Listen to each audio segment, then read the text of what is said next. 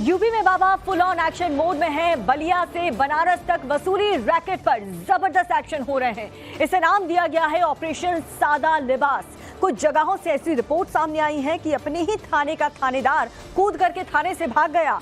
सिर्फ इतना ही नहीं, एक ठग दारोगा तो भाई साहब गजब ही कर गया। ये ठग दारोगा बनारस का है जिसने डीआईजी, आईजी सबकी आंख में धूल झोंक दिया। लेकिन कहते हैं कि बाबा की नजर हर तरफ है और यही ऑपरेशन सादा लिबास है। देखिए इस पर खास रिपोर्ट।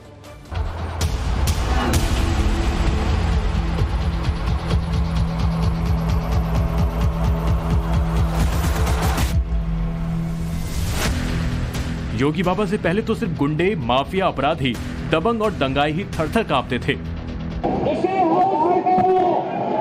माफिया को मिट्टी में मिला देंगे। सरकार किसी है, गफलत में हो। ये माफिया हैं, इनको मिट्टी में मिलाने का काम करेंगे। पर अब खाकी वर्दी वाले भ्रष्ट पुलिसकर्मी भी योगी आदित्यनाथ के टेरर में हैं। योगी आदित्यनाथ एक्शन मोड में हैं। चुनाव के बाद से ही कई हाई लेवल मीटिंग में सीएम योगी ने ये साफ कर दिया था कि यूपी में सरकारी कर्मचारियों का भ्रष्टाचार, वसूली और लापरवाही कतई बर्दाश्त नहीं की जाएगी। और ऐसा होता दिखाई भी दे रहा है। वाराणसी, बरेली, आगरा, अलीगढ़, फिरोजाबाद, बुलंदशहर से लेकर आगरा, बांदा, अयोध्या, हर तरफ भ्रष्टाचारियों के खिलाफ ताबड़तोड़ एक्शन हो रहा है। आपके पास अपने सेवा के माध्यम से जनता जनार्दन की दुआ लेने का भी अवसर होता है और बद्दुआ लेने का भी पूरा अवसर होता है। आपको तय करना होता है कि आप अपने इस पीरियड को पूरा जो एक कार्यकाल होगा आपका 30 वर्ष का, 35 वर्ष का, इस 30-35 वर्ष का कार्यकाल आप दुआ लेने के लिए और आगे के भविष्य को उज्जवल बनाने के लिए करना चाहते हैं या बद्दुआ लेने के लिए करना चाहते हैं? मैसेज साफ है, कोई नहीं बख्शा जाएगा। अगर भ्रष्टाचार करोगे, गबन करोगे, अवैध वसूली करोगे तो सीएम योगी के हाथों पकड़े जाओगे। पूर्वांचल में ऐसे ही एक ठग दरोगा को गिरफ्तार किया गया है। शिकार यानी कारोबारी, सरजी यानी मास्टरमाइंड दरोगा, दरोगा जी यानी एक दूसरे को बुलाने का कोड, प्रधान जी यानी रेकी करने वाला। यही कोडवर्ड हैं जिसके जरिए बनारस का ठग दरोगा कोडवर्ड गैंग चलाता था और लाखों लाख रुपयों की लूट करता था। निशाने पर होते थे रियल एस्टेट कारोबारी, सराफा कारोबारी और बड़े आड़तीये। नाम था सूर्य प्रकाश पांडे और काम था ठगी का। डिप्टी एसपी का बेटा, सिर से पांव तक टिप टॉप, खाकी वर्दी में हैंडसम डैशिंग पर्सनैलिटी। रौब ऐसा कि उसे देखते ही कारोबारी खुद सरेंडर कर देता था। दाव पेच ऐसे कि शिकार खुद ब खुद उसके पास चलकर आता था। पूर्वांचल से लेकर बिहार तक इतना बड़ा नेक्सस जिसकी किसी को कानो कान खबर तक नहीं लगी। यही था असली थाना इंचार्ज का नकली क्राइम ब्रांच वाला खेल। 22 जून को सूर्य प्रकाश पांडे ने जीटी रोड पर ज्वेलरी कारोबारी के कर्मचारियों से 93 लाख रुपए पकड़े थे। हवाला का पैसा बताकर 42 लाख रुपए रख लिए और 51 लाख लौटा दिए। कारोबारी ने केस दर्ज कराया। जब पुलिस ने जांच शुरू की तो इस पूरे मामले का भांडाफोड़ हुआ। कहा यह जा रहा है कि इस नेक्सस के निशाने पर आमतौर पे जो सर्राफा कारोबारी होते हैं वो होते थे। इसके अलावा रियल एस्टेट और साथ ही साथ जो पशु तस्करी से जुड़े हुए जो लोग होते थे वो इस दारोगा के निशाने पर होते थे और बाकायदे नकली क्राइम ब्रांच बनाकर वो यहाँ से वसूली करता था। फिलहाल देखिए ये जो कुर्सी है वो खाली है और यहीं पर बैठकर कभी आरोपी दारोगा सूर्य प्रकाश पांडे पूरा जो नेक्सस है वो चलाता है। इसके अलावा आप देखिए पुलिस चौकी की तस्वीर हम दिखाने की कोशिश कर रहे हैं कि यहाँ पर इस घटना के बाद किस तरीके से सियापा पसरा हुआ है। फिलहाल इस पूरे मामले को जो वाराणसी पुलिस ने उसने गंभीरता से लिया है और अब कहा यह जा रहा है कि उसके पास से 5 लाख रुपए के साथ साथ एक पिस्टल भी बरामद हुई है। पुलिस की पूरी डिक्शनरी, कोर्ट की भाषा और कोडवर्ड उसे रटे हुए थे।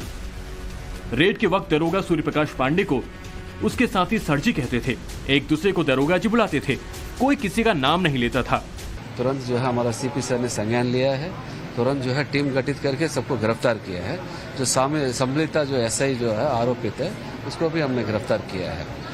और तो ये किस तरीके से नकली क्राइम ब्रांच बनाता था, किस तरीके से व्यापारियों को, चाहे कोई भी हो, जीरो टॉलरेंस का नीति पे चल रहा है शासन, उसके तहत ये सब सख्त कार्रवाई हो रही है। और इसमें जो है इससे इस तरह का रवैया अगर भविष्य में किसी पुलिस का एक बहुत बड़ा संदेश है।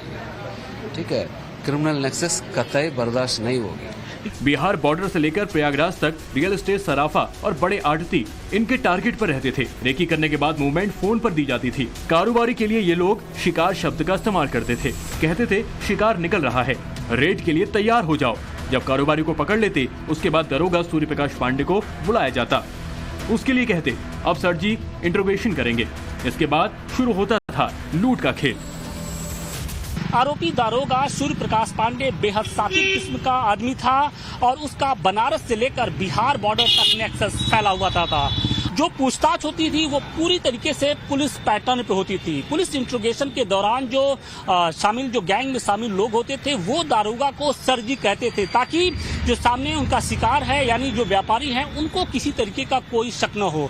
और यही कारण है कि अब जब पुलिस एक के बाद एक इस मामले की पड़ताल कर रही है तो जो खुलासे हैं वो सामने आते जा रहे हैं।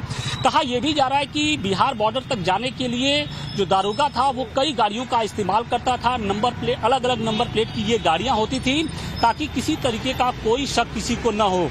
और यही कारण है कि अब पुलिस ने अपना जो जांच का दायरा है वो बढ़ा दिया है और कहा यह जा रहा है कि इस गैंग में सिर्फ दारोगा सूर्य प्रकाश पांडे ही नहीं बल्कि वाराणसी के कुछ और जो थाना अध्यक्ष और चौकी इंचार्ज हैं वो भी फिलहाल शामिल हैं। सूर्य प्रकाश पांडे कितना शातिर था जरा वो भी समझ लीजिए। वो सिर्फ उन्हीं कारोबारियों को टारगेट पर लिया करता था जो लूट के बाद तुरंत पुलिस के पास न जाए। ऐसे कारोबारियों को चुनने का जिम्मा उसके साथ नीलेश का होता था। रेकी करने वाले को सभी प्रधान जी कहते थे। लूट के वक्त सिर्फ सूर्य प्रकाश वर्दी में होता था, बाकी सादी वर्दी में होते थे। दरोगा नेटवर्क सिर्फ बनारस ही नहीं बल्कि पूरे पूर्वांचल में फैला था। लूट करने से पहले ही रात ये लोग पार्टी करते थे और पूरी प्लानिंग करते थे। पुलिस के मुताबिक दरोगा वारदात के दौरान हमेशा बिना नंबर की कार का इस्तेमाल करता था। यह कार उसके बड़ा गांव में रहने वाले साथी नीलेश की है। ताव और तेवर ऐसे कि गिरफ्तार होने के बाद भी सूर्य प्रकाश के माथे पर कोई शिकन नजर नहीं आई, बल्कि वो हंसते खिलखिलाते हुए जेल गया। बहुत कुछ बोल सकते हैं लेकिन हल्ला करें में हमको कष्ट है। ऐसे कि बाहर इज्जत हमारी, ठीक है, बाहर का काम निकाल देंगे। अजय भाई हमारे बहुत मित्र हैं, हमने कहा ये करें, मुझे भी पता है कि क्या सही है क्या है, ठीक है। सूर्य प्रकाश ही पूरे गिरोह का मास्टरमाइंड था। पहले ही तय हो जाता था कौन किस भूमिका में रहेगा। शिकार को दबोचते ही एक साथी बोलता था अब सर जी ही इसको इंटेरोगेट करेंगे। इनकी कार्यशैली से सामने वाला कारोबारी पूरी तरह से सरेंडर करता था। पैसे देकर छोड़ने की बात कहने लगता था। बाद में दरोगा संबंधित थाने से अपने नेटवर्क के जरिए केस का अपडेट भी लेता रहता था। ये लोग अपने शिकार से ऐसे लूटपाट करते थे कि अब लीज ने रामनगर थाने में दर्ज केस को डकैत में बदल दिया है। लुटेरों का गैंग चलाने वाले दरोगा के साथ उसके 2 साथी भी जेल गए हैं। मामला वाराणसी का था तो इसका राजनीतिक तूल पकड़ना भी लाजमी था। समाजवादी पार्टी के अध्यक्ष अखिलेश यादव ने तंज कसते हुए लिखा, भाजपा सरकार में प्रशासन की लूट का अमृतकाल, इसमें ऊपर वालों का कितना हिस्सा, यही सवाल। क्यूटो लूटो बन गया। पर अखिलेश यादव चाहे कुछ भी कहें, सच्चाई तो यही है कि योगी के एक्शन का डर सरकारी महकमे में साफ साफ नजर आ रहा है। अलग अलग जिले में अलग अलग कस्बों में औचक निरीक्षण हो रहे हैं। उगाही और वसूली करने वालों का सफाया किया जा रहा है। ऐसा ही एक्शन बलिया में भी हुआ। यहाँ यूपी बिहार बॉर्डर पर पुलिस वाले ही अवैध वसूली करते थे। ये पैसे लेकर शराब, मवेशी और बालू लदे ट्रकों को बॉर्डर पार कराते थे। बलिया के एडीजी ने एसटीएफ टीम के साथ सिविल ड्रेस में थाने में छापे मारा। उन्होंने 3 पुलिसकर्मियों सहित 20 लोगों को रंगे हाथों पकड़ लिया। नरही थाना अध्यक्ष और कई पुलिस वाले एडीजी की टीम को देखकर थाने की बाउंड्री कूदकर फरार हो गए। एडीजी ने तत्काल एक्शन लेते हुए कोरंटा डीही चौक के सभी 7 पुलिसकर्मियों और थाना अध्यक्ष को सस्पेंड कर दिया। 16 दलालों की गिरफ्तारी हुई है और 2 पुलिसकर्मियों की गिरफ्तारी हुई है। इसमें पूरे चौकी कोरंटा डी को सस्पेंड किया गया है और थाना प्रभारी नरही को सस्पेंड किया गया है। एफआईआर भी इसमें लिखी गई है जिसमें कि कई पुलिसकर्मी हैं और जो ये दलाल हैं इनके खिलाफ एफआईआर की गई है। लोकसभा चुनाव खत्म होने के तुरंत बाद ही योगी आदित्यनाथ ने यूपी के बड़े अधिकारियों के साथ हाई लेवल मीटिंग की थी, जिसमें सीएम ने साफ साफ कहा था कि किसी भी तरह की लापरवाही बर्दाश्त नहीं की जाएगी।